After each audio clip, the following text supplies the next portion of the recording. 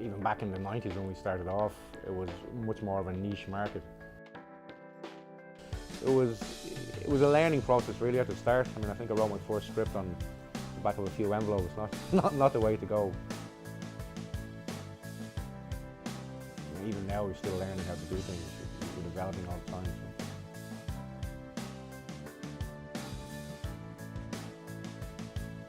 Obviously with movies, TV shows, conventions, popularity of all that, cosplay, that's brought it much more into the mainstream. So yeah, it's definitely more mainstream, more popular.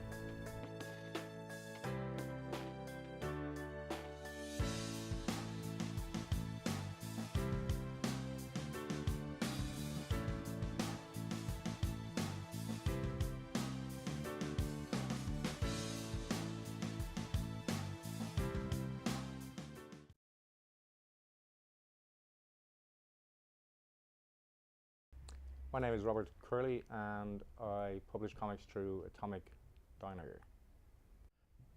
My main memory is when I was around 7, and I know I was reading comics at that point, or at least flicking through them. But it was mainly British ones. But I joined a new school and met up with another another kid in the class, and he had American comics, Spider-Man, and I think it was Captain America, and he gave them to me.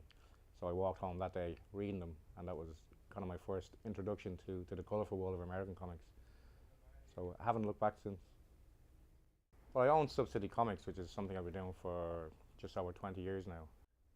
I mean, I grew up in the 80s, which was, like today on steroids.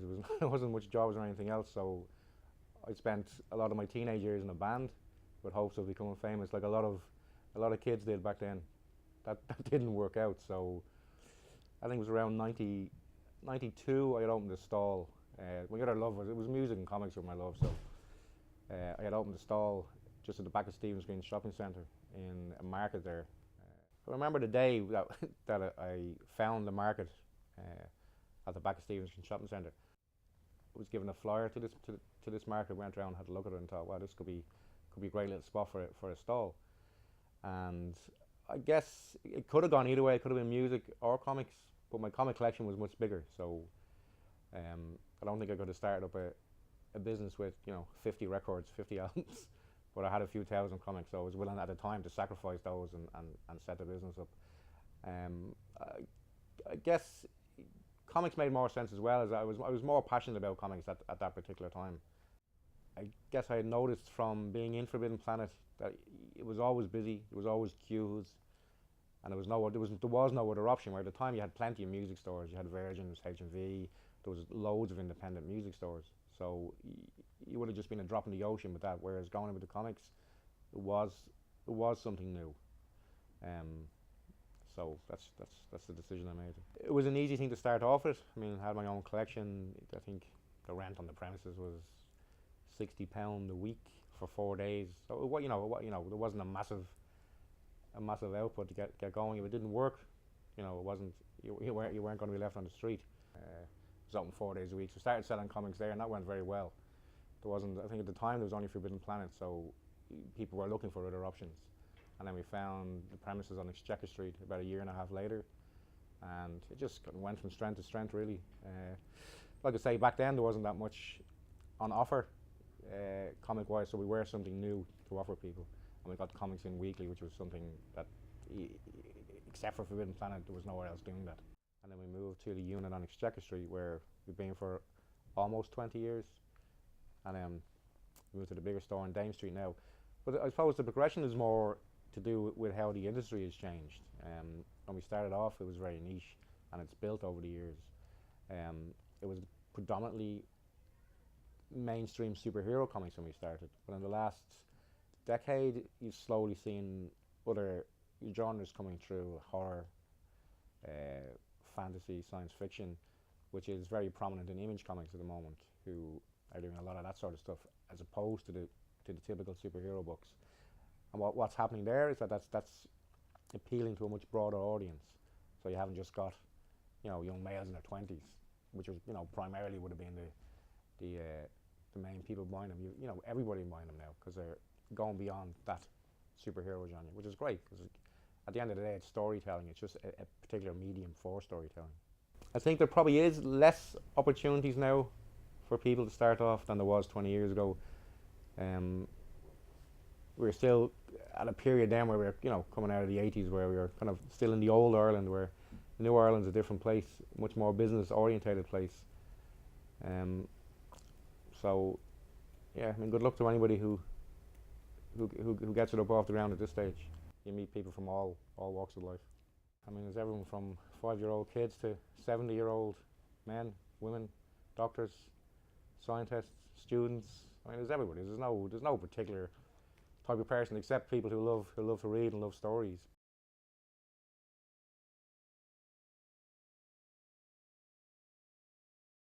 I started writing, I suppose, around 10, 12 years ago.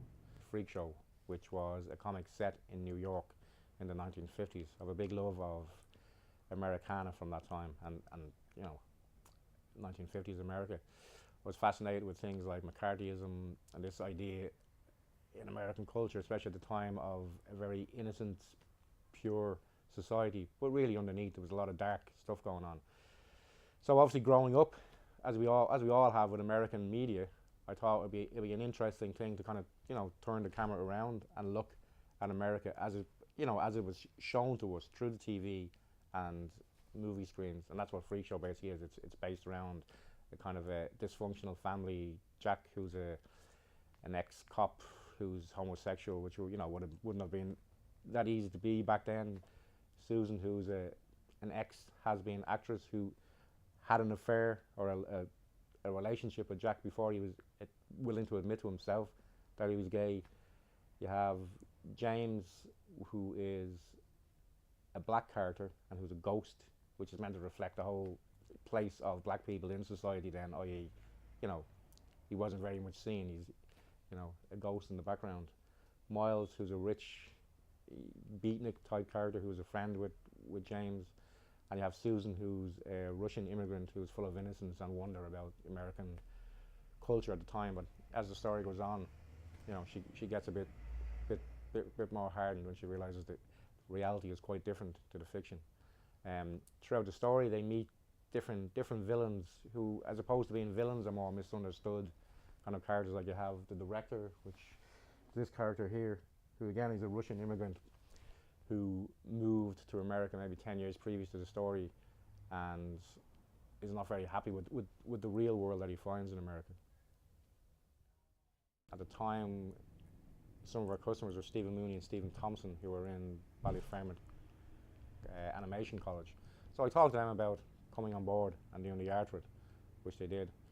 And we produced maybe 4 issues, and then we brought it to Diamond Comics in England, who are a subsidiary of the American company, and asked them would they be interested in soliciting it through their previews catalogue, which meant it would go into shops in England and the States. And they said yes. So we did that for around 2-3 years. We produced 15 individual issues and 3 mini graphic novels after it. So it sold quite well. I think after writing Freak Show for a few years, and I suppose getting it out of my system, I started to look around at our own culture. And wanting to do something, that was just, Irish. What's interesting to me, anyway, about American comics is, if you look at the history of America, obviously a lot of people who live there are Europeans. That's where they came from. They started up in the new land with a new world, leaving what they call Europe, the old world, behind. They didn't have their own mythologies, so comics, basically, in my view, were a creation from the American mindset of their own mythology. Using things like Thor, Captain America, but it's a reflection of them creating this new society, which, like any society, needs its heroes, and that's where you got American comics from. So obviously we weren't particularly on their mind. I mean, we read American comics and British comics, and we take them on as if they're our own, but they're not. So we've been growing up with other people's cultures in the majority of media. Up to recently, most heroes that are Irish have been created by mainly American creators. So their idea of what an Irish character is unfortunately based on a lot of stereotypes. Things like Banshee being the obvious one, who talks with a bit of Bagora in his accent, has red hair and a fiery temper, and his daughter Siren, who's the same type of character. remember back in Chris Claremont's run on X-Men, we're talking about the late 70s, where they went home to Ireland with Banshee to the castle that he lived in, and there was leprechauns living in it. So that's what that's what you're talking about up to recently. Um, so I think that was something when I was creating the League of Volunteers. I wanted to make sure and stay well away from these sort of stereotypes. So I was trying to come up with something that was authentic and real. Well, the League of Volunteers is set in World War II because it just I thought it was a very interesting time in our history with the emergency and everything else. And it's a period of our history that we seem to just brush over. With us, not officially taking part in the war, even though over 200,000 Irish men and women fought in the war. So there's a lot of interesting history and politics there. So I thought that'd be a good period to set a story. And then you find out in the League of Volunteers as the story goes on that the League is something that's been part of our history for generations, for centuries. So you have like a League of Volunteers from 1916, from the 1770s, and even going back as far as Grania, the Pirate Queen. So bringing in real characters with these fictional characters helps bind that story and to weave it into our history. Jennifer Wilde is a supernatural detective series set in the 1920s, and Jennifer is I won't say unwilling detective, but she gets brought into it through the murder or supposed murder of her father, and her sidekick is the ghost of Oscar Wilde. So that gives it a little bit of a kick, a little bit of supernatural side to it. Roisin Dove is more of a gothic horror set in the 1890s. I suppose an easy way to describe it is as a Celtic Buffy with a bit more kick. We have things like Crimson Blade, which is set in the 1790s and has characters like Robert Emmet in it. It's set between here and Paris during the Revolution. We have Noah the Savage Boy, which is set in the 16th century and is based on the kidnapping of Baltimore in Cork, which is a true story where pirates from the Barbary Coast kidnapped an entire village in Cork and brought them over there. So we use that story as a background, and Noah is obviously a fictional character, but he's brought over with the rest of the village, and we expand on that story through the fiction. What I found most interesting about all of the Irish team stuff is how well it was received in Ireland and how genuinely excited people were about having Irish characters that reflected, an actual true Irishness and not something fabricated or plastic paddy type stuff. It just took off really, really quickly. The Irish Times, BBC, online, lots of big media companies seem to jump on this idea of, an Irish world of characters. So that had a much broader audience. Again, it had traditional comic fans supporting it, but especially with the article in the Irish Times, for about 3 or 4 months after that, we had a massive amount of sales. You're selling like 50, 60 copies a week, which is fantastic for an independent comic. I think it was 2013.